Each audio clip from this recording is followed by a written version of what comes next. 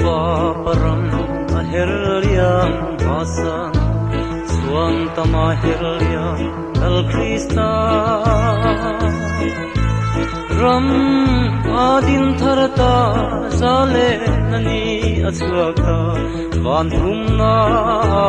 la chova ummin o lalpai remruata vamake mangai na trifin riataya thukin Thuper po I chandam sovan Sual me rang lamin kan lami zara Sayo na chuan tuk na ledal na lungpui Kan chang ta ezai on fate I na chunga chuan thu nein narama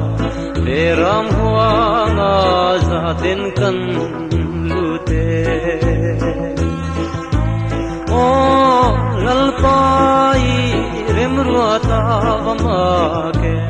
Mangai na tifin riataya tukin Sual thuber po I chandam zovan Sual me rang lamin kan lami zara Rem tu le rem na lo na hun zai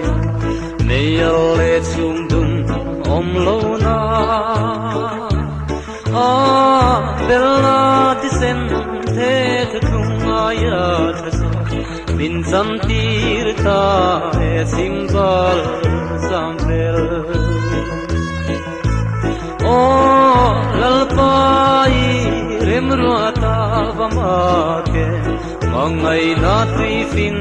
riataya thukin Sual thuper po I chandam zovan Sual me rang lamin kan lami zara Zat na let hilti hey navan nilovin Rau lalpa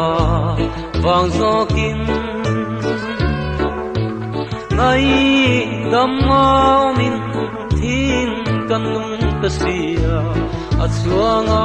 piangin lalpa achuang se O lalpai remruata vamake mangai na trifin riataya thukin Sual thuber po I chandam zovan Sual me rang lamin kan lami zara